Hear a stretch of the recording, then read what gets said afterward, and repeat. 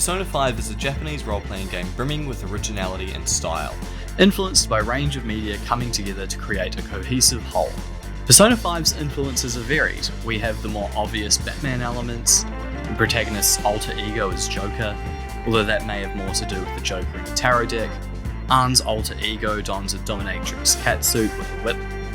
They form a group known as the Phantom Thieves, who act as vigilantes, reminiscent of the Avengers or Justice League. Then there's Ancient Aliens with Futaba's Egyptian-come-alien design. There's French Revolutionary imagery. The game is thematically heavy with Carl Jung's philosophies on the persona and the shadow self. There are so many disparate elements that come together to inspire Persona 5. Atlus, the developer of Persona, are very diligent with acknowledging these inspirations through in-game references.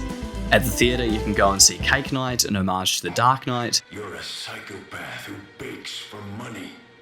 You can rent a DVD of the X-Files called X-Folders. You think aliens did this? Basically, what I'm wanting to do here is to use Twin Peaks as inspiration over Persona 5 to examine inspiration in general, how an idea from one thing can influence another, and how those things, regardless of their similarities, can still be original pieces of work, and why referencing a work's inspiration is important, and why it's ultimately a good thing to build your work on the work of others.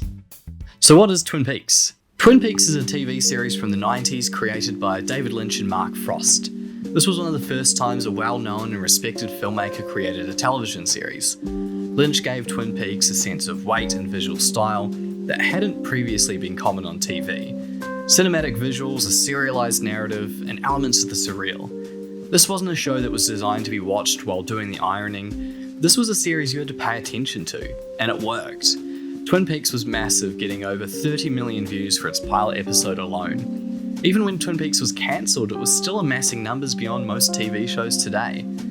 It did well in Japan too, leading to a series of commercials for Georgia Coffee in a Can that were filmed on location with the original cast. Agent Cooper? Shelley, I'm gonna let you in on a little secret. It's called Georgia Coffee, comes in a can. So it's no surprise then that the Japanese-based members of the Persona development team watched this groundbreaking series. Twin Peaks starts with the mysterious death of the prom queen Laura Palmer. We see how this horrific event has affected the town of Twin Peaks through the perspective of its many quirky inhabitants. We unravel the mystery of Laura Palmer's death alongside the enigmatic FBI agent Dale Cooper, as he discovers that Twin Peaks is not as it seems. So far, pretty standard, if somewhat quirky murder mystery. But it wasn't that standard at the time. In fact, it may only be standard now because Twin Peaks existed. Twin Peaks inspired a range of things from CSI to Lost. This murder mystery becomes less familiar when Cooper is offered guidance through a dream, where he meets with our dead prom queen in the Red Room, a place existing between two worlds. For players of the Persona series, this room may seem familiar. Persona 5 follows protagonist Joker as he's sent to a different high school after doing the right thing in a world where everyone would rather just look the other way. Joker stood up for a woman being sexually assaulted by a sleazy drunk man, a drunk man who happens to be a person of power. At his new school, Joker meets Ann and Ryuji, who have both been victims of abuse at the hands of their PE teacher Kamoshida. Don't play dumb with me! Frustrated with their lack of agency over their situation and how the school chooses to look the other way, Joker and his friends vow to try and make a change.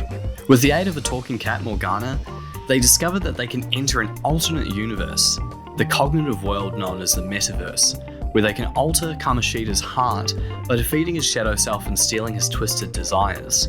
This causes Kamoshida to confess his sins in the real world and live in guilt, burdened by what he has done. Physically abusing my team and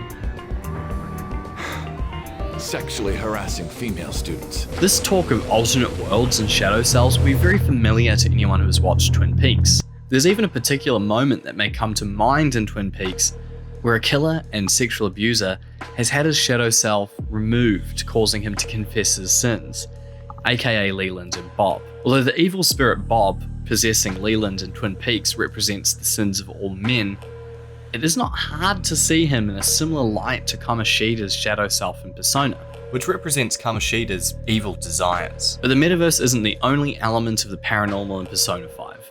There is, of course, the Velvet Room, a place that exists between the metaverse and reality. a place between two worlds. This is where Persona as a series most blatantly tips its hat towards Twin Peaks as an influence. The Velvet Room, which is prominent in the series, is clearly a reference to David Lynch's work, acting as both a reference to the TV series Twin Peaks and Lynch's film Blue Velvet. This is most visually apparent in Persona 2's Velvet Room, walled with the same colour-appropriate flowing drapes and patterned floor. The occupants of both rooms also share similarities, vaguely guiding the protagonist's journey with at times questionable morality. Igor visually reminds me of the Jumping Man and the Man from Another Place. Belladonna visually references Isabella Rossellini in Blue Velvet.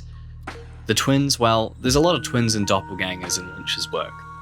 Although doppelgangers and shadow selves aren't isolated to David Lynch's work. There have been many stories throughout history involving similar concepts. Sigmund Freud delves into doppelgangers in his book The Uncanny, and Carl Jung talks about the persona and shadow self in his work.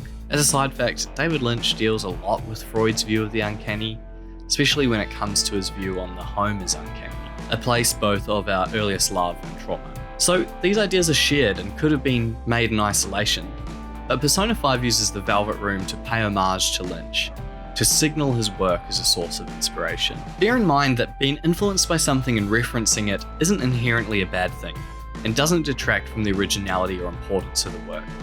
Think Planet of the Vampires, which inspired both Alien and Prometheus. Alien borrowing ideas from that film doesn't make it worse or less important, but in understanding how ideas and aesthetics can be repurposed, we can begin to understand how ideas are formed. So like Alien borrowing from Planet of the Vampires, Persona 5 isn't made lesser by borrowing from David Lynch. In some ways, it works as an acknowledgement of the people around them who are making work in a similar vein. And David Lynch was inspired by Persona. This unfortunately isn't David Lynch picking up his PS2 during his strange time making PlayStation 2 ads.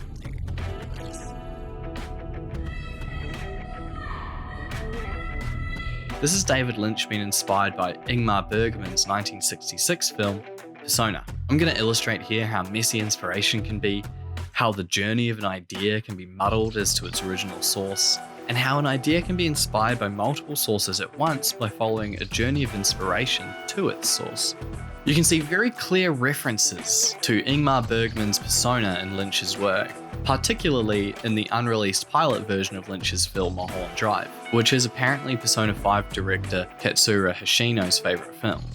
To take this journey further, both Bergman's Persona and Lynch's films arguably both take inspiration from Maya Dern's 1943 film Meshes of the Afternoon. All three of these films can be looked at through the lens of the works of philosopher Carl Jung and Sigmund Freud. All share similar ideas and a visual language. The works of Maya Dern, Bergman, Lynch, Jung, and Atlas all intersect. Their voices echo around in the same world while remaining distinct. The experience of playing Persona 5 is vastly different from watching Meshes of the Afternoon, but they exist together within the same well of shared ideas. Is the Reaper in Persona 5 a reference to Bergman's personification of death in The Seventh Seal? Is it the creature that haunts Maya Dern and her doppelgangers in Meshes of the Afternoon? Is Lynch's cowboy a reference to Bergman's portrayal of death as well? There's even a journey there that makes sense, a rabbit hole you could fall down. If you watch David Lynch's Twin Peaks, you'll probably find yourself watching Mulholland Drive. If you explore deeper, it's likely you might find your way to watching Ingmar Bergman's Persona. To understand either of these works, you might read Carl Jung or Sigmund Freud. You might find Meshes of the Afternoon. They kind of open a doorway to each other. This journey, or a similar journey, may mirror the one Katsura Hoshino went on while working on Persona. So, what about coincidences when working with shared ideas? It seems pretty easy to do. I made a short film called The Siren in 2013, about some hikers that stumble across a parallel universe doppelganger in a silly red wig. I was heavily inspired by David Lynch's Twin Peaks. I used Twin Peaks music as the soundtrack because you know it's a student film. Then Twin Peaks The Return came out in 2017. The sequel series to Twin Peaks had visual similarities to my short film. Similarities that weren't in the original series of Twin Peaks. Doppelgangers and silly red wigs, even a line of dialogue that was pretty much the same. Does this mean David Lynch watched my short film and took inspiration from it? Probably not. Rin from Atlas's Catherine Full Body, the Siren from my short film, Diane's doppelganger in Twin Peaks, all share a similar haircut and colour. How does that happen? Did we all watch Buffalo 66, take inspiration from Layla and change the colour? Or did it happen by coincidence? So it is worth taking into consideration that some things can be developed independently of each other, even when, and potentially especially when, working from the same pool of influences. Does this affect my stance on Persona 5 being heavily inspired by Twin Peaks? Not really, but it is worth taking into consideration. Subconsciously or not, some ideas can form independently of each other. And some of these similarities may be examples of that. But the similarities themselves are still interesting regardless. So back to Persona 5 and Twin Peaks. So how does Persona 5 borrow from David Lynch aside from the aesthetic nods and the obsession with coffee?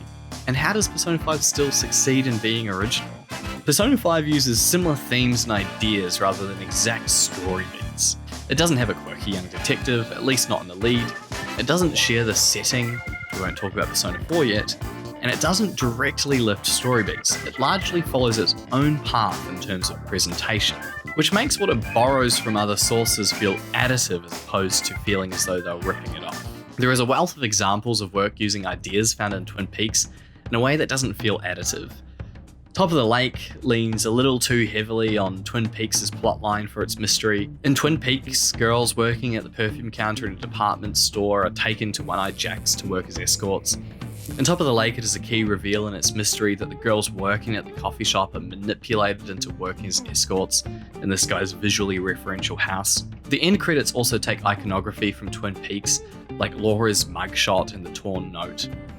This feels off as it sucks the originality out of the series by having its core mystery resolved in a way that we've already seen before. They don't even really seem to be adding anything new to it. The credits are a reminder every episode that Lynch's inspiration is there. This is especially disappointing as Jane Campion's work has been influential and powerful in its own right. She didn't need to lean into Lynch's world for this series. The M. Night Shyamalan produced Wayward Pines borrows the American Northwest setting and tries a little bit too hard to have its own quirky cherry pie moment with a sheriff obsessed with ice cream. It even takes the iconic Twin Peaks shot of a ceiling fan, But this time outside for some reason? which makes the show feel like it's taking ideas from Twin Peaks without any understanding of what made it work. Again, this just brings unwanted attention to a work that is much better than it. So how does Persona 5 use its influences without feeling like it's leaning too heavily on the work that came before it? I'd argue it's due to implementing themes and vague ideas rather than exact plot beats or reveals. I'd say one of the best examples of Persona 5 using its influences right, using elements of Twin Peaks right, is in its added epilogue in the 2017 re-released version of Persona 5, Persona 5 Royale. Before we get to comparing the final 20 hours of Twin Peaks and Persona 5 The Royale, I want to illustrate the similarities between the two by putting Laura Palmer into the world of Persona, to show how the conclusion of her story would still be thematically the same and would still work in the context of Persona 5, but it would be told differently if Atlas were the ones to tell it. If the heroes of Persona 5, the Phantom Thieves, went to school in Twin Peaks, Laura Palmer would have been one of them. Like the characters in Persona 5, Laura is oppressed by someone with power over her. She lives in a world where her friends and even her mother would rather look the other way than admit to what's truly going on. Her father and abuser, Leland Palmer, would have a palace in the metaverse. His shadow self would be the spirit he's possessed by, Bob. If Laura was in the world of Persona, Laura would meet the Phantom Thieves. She would choose to face her traumas, awakening her persona. Together, they would enter Leland's palace to defeat his shadow self and claim his treasure. Leland would come to terms with what he has done, accept his traumatic past, how he had continued that cycle of abuse onto Laura. He would confess his crimes to the police and repent for ever living in the guilt of what he has done. While Laura would have gained her sense of agency, fighting back against the perpetrator of her trauma, allowing her to finally look towards moving on. Unfortunately, the world of Twin Peaks is much darker than that of Persona 5. Laura didn't have the Phantom Thieves around to help her, she didn't get her own persona, but she did fight back against those who oppressed her. Again, both Persona 5 and Twin Peaks deal with themes of trauma and agency, taking that agency back from those wanting to take it from you. So we can see from this that while Atlas can borrow thematic ideas from Twin Peaks and its characters, that they can still present these similar themes and ideas in a way that is transformative and unique to them. This is one of the things that Atlus does incredibly well, especially in Persona 5. The Phantom Thieves' story of taking back their agency, while similar thematically, plays very different, even if Laura could very easily have fit into the world that the Phantom Thieves occupy. Like the Phantom Thieves in Persona 5, the 1992 Twin Peaks film Firewalk with Me was largely about Laura gaining her sense of agency. The TV series hinted at her having had a choice in her own death, but the Twin Peaks film Firewalk with Me made that clear. Laura chose to end the cycle of abuse she and her father had been locked in by refusing to let the evil spirit Bob consume her, to taste through her mouth, to continue the cycle through possessing her. So Laura puts on the Jade Ring, knowing that this would stop Bob from taking her form, but could also lead to her death. Firewalk with Me also further questions the relationship between Leland and Bob. Rather than Bob simply having possessed Leland and made him commit these acts of evil, it is implied that Leland let him in, and that Bob is more of a shadow self to Leland, committing Leland's darkest desires and wants, rather than just a demon simply taking control of him. Like Persona 5, Twin Peaks Firewalk with Me also highlights the evils of looking the other way. It puts some blame on Laura's mother, Sarah Palmer, by showing her as willfully drinking the milk Leland offers her, choosing to be ignorant of what is happening in her home and to her daughter. For a while, this film acted as an ending to Twin Peaks as a series. We have come full circle in the story of the young woman who started it all. We see her gain agency. We leave Laura in the Red Room with Detective Cooper watching over her. She has accepted her fate, she has taken back her agency, and accepted the trauma that she has endured. Much like in the original ending of Persona 5, as its characters too have learnt to live with their past traumas and have gained their sense of agency. Both the original Persona 5 and Twin Peaks ended with self-sacrifice between their protagonists. Dale Cooper is trapped in the Red Room to act as a guardian angel for Laura, and Joker is imprisoned for the actions of the Phantom Thieves at the end of the game, choosing to take the fall for his friends. Then there's the add-on to both Twin Peaks and Persona 5, Twin Peaks The Return and Persona 5 The Royale. Both new endings take agency away from their characters by erasing the trauma that they had experienced. Both stories take their characters out of the purgatory they found themselves in at the end of the original works, into a new version of their world in which the traumatic events of their stories didn't take place. In Persona 5 Royale, Joker is saved from his prison sentence by the lovably evil ace detective Akechi, who miraculously has been resurrected after his death at the hands of his shadow self in the metaverse. In fact, everything bad and traumatic that happened throughout the game has been erased. Haru's dad is alive, Kamoshida never sexually abused Anne, Shiho didn't try and kill herself as a result of Kamoshida's abuse. Those who came together because of these events still feel connected but don't understand why. They can't remember why they were important to each other. Atlus argues here that this isn't a happy ending. All agency that these characters had has been removed. All progress they've made on their own has been erased. We discover that the school counsellor, Maruki, who had been helping the team throughout Persona 5 Royale, had created this world so that they could finally be happy, free of their troubling past. He wanted to help them by saving them from the traumatic events that they had no control over. Strangely, in a lot of stories, these sorts of endings are considered happy. The journey has ended, and as a reward for their hardships, those hardships themselves have been erased. But that is not the case with Twin Peaks or Persona. Repressing trauma, erasing it, doesn't help you move forward. That trauma will always be there. It will always be a part of you. In both cases, the character's agency over how to deal with that trauma has been removed against their will. Both Persona 5 and Twin Peaks present this as a bad thing, and that our strength is in accepting what has happened to us and finding our own way to move forward, to break that cycle of abuse, or to simply continue to be yourself, rather than repressing it. Twin Peaks The Return acts as a journey towards returning to Twin Peaks itself and the series as a whole. It holds our nostalgia for the original series out to us, before pulling it away, making us question why we ever wanted it in the first place. The Return is about coming to terms with trauma, our trauma for losing the show itself. It is 25 years later, Twin Peaks is something new now. We can never go back to the way it was before. We have to accept that. Twin Peaks can never be the same. 16 episodes in, we are given our nostalgia dose. The protagonist, who is split into 3 beings, has returned to us. Cooper is exactly as we remember him. Quirky, and on top of things, he's back. And with only 2 episodes left to go, the nostalgic music that has been withheld from us swells, and we are back in the world of Twin Peaks as we knew it. Those 25 years where Twin Peaks had been off air are suddenly erased. It is alive again, and the same as we remember, Twin Peaks has returned. Lucy, who is clearly the inspiration for Isabel from Animal Crossing, shoots the evil doppelganger of Dale Cooper dead. All those horrible things that doppelganger had done in Cooper's form dissolve, as we finally know for a fact that that was not the real Cooper. The evil spirit Bob returns from the ground as a giant black orb. We can finally resolve the story of Twin Peaks. Bob can finally be defeated. How?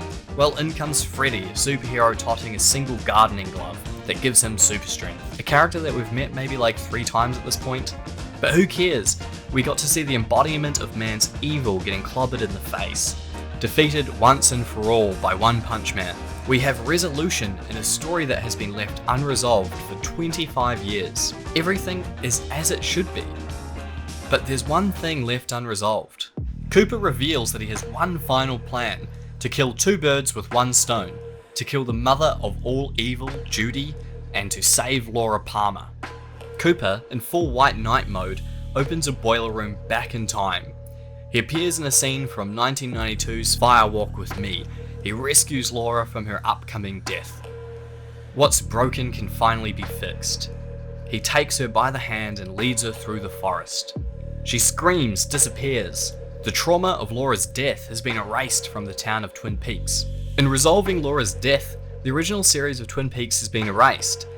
Everything that had happened, everyone who had grown throughout the series, it's all gone.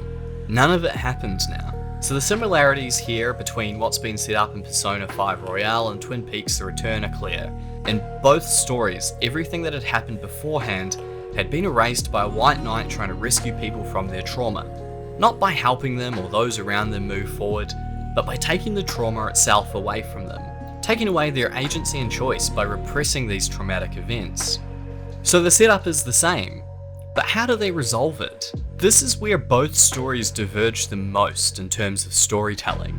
Persona takes its time to explain everything that is happening, culminating in a boss fight and narrative resolution for its characters. In Twin Peaks, it ends much more ambiguous. In the final of Twin Peaks The Return, Cooper, now seemingly combined with all of his doppelgangers, finds himself in an alternate world. It is unclear, but we know that he is not the same. He is a man who has lived 25 years repressing what has happened to him, repressing that he had succumbed to the cycle of abuse, repressing the fact that his doppelganger and shadow self had committed horrible acts of violence and abuse. This new Cooper tracks down Laura, at least a twisted, distorted version of Laura who has repressed her traumas. Cooper still thinks he can save her. In this weird alternate world, he decides to take her home, to her house, to the uncanny, the place of her most joyous memories, her loving parents, and the place where her father abused her and her mother looked the other way. Cooper takes her to the doorstep of her old home. The door opens, revealing Mrs. Chalfont, played by the woman who owns the residence in real life. She references Tremond, a name and mystery that we have heard before but have never had resolved or explained. Something is wrong. This isn't the end of a mystery, it's opening a new one. Cooper steps back. What year is this? Laura looks to the house and hears the echoes of her mother's distraught cries. Laura's traumas come rushing back to her. She screams. Cut to fucking black. We are forced to reconcile once more that Twin Peaks is gone and remains decidedly unresolved. Cooper failed. Repressing Laura's trauma didn't help her. It was never truly gone. Twin Peaks ends with these repressed memories flowing back. What had happened to her can never be undone. One aside here is that this journey seems to be foreshadowed earlier in the series by the band Au Revoir in their performance of Lark at the Twin Peaks Roadhouse. I don't think I said that name right. I saw something was broken. I've crossed the line. I'll point you to a better time, a safer place to be. Sometimes I want to be enough for you. Don't ask, know that it's done no good. Cooper crossed the line. In attempting to fix what was broken, he took Laura's agency away from her. He took the growth that the entire town had had since her passing and removed it. He wanted to save her, but he didn't understand how. Only Laura can save herself. And even if it doesn't seem fair on Laura that to end that cycle she had to make a choice that would eventually kill her, it was still her choice. And it was still the moment where Laura finally had agency over her life. Twin Peaks tells us to accept our trauma rather than repress it, that even the beautiful prom queen had secrets, and that we should never look the other way, because once it's done, it's done. Once that trauma is there, it could never be removed. The citizens of Twin Peaks could have helped her, but they didn't. So although ambiguous and dark, the ending of Twin Peaks essentially explores the same thing that Persona 5 does. If Twin Peaks starts at the end of abuse, Persona 5 starts during it. The Phantom Thieves in Persona 5 are the ones who choose not to look away from the horrible realities of what is happening to their peers. They choose to help the victims of abuse before they end up being consumed by it, like Laura.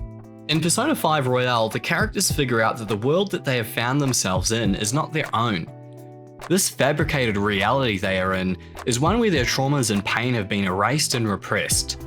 Their agency has been removed.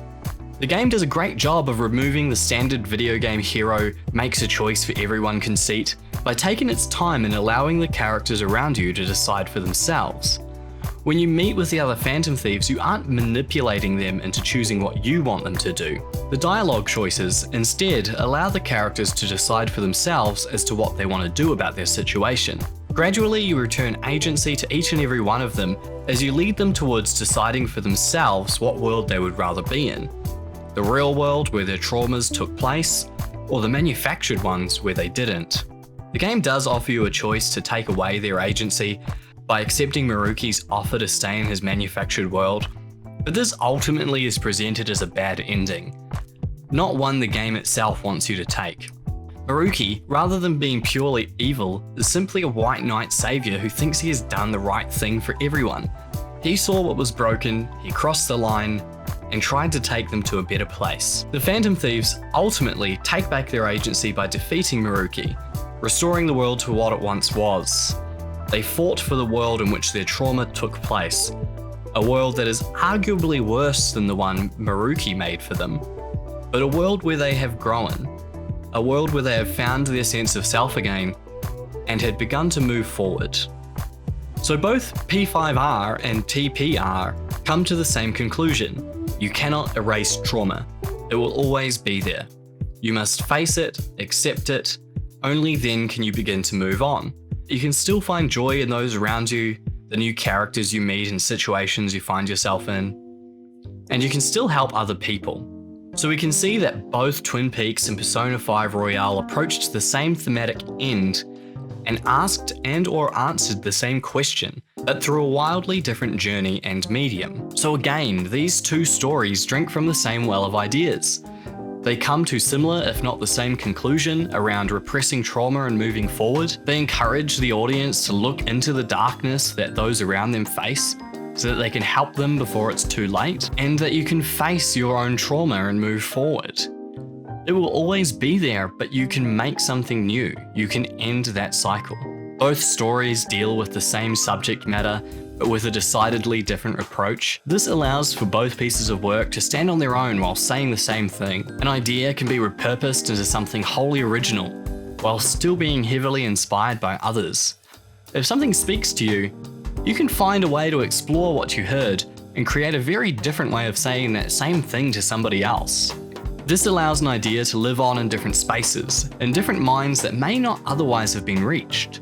Taking inspiration from another work allows our knowledge to be shared. By referencing the people whose ideas inspired your work, you can help others find them and experience the same thing you did. For me personally, it's a lot of fun to follow the journey an idea takes, to see what I'll find at the bottom of the rabbit hole. When you feel like you've learned something important, feel free to share that with others. Add to the pool of ideas that you've drunk from, like everyone else who came before you.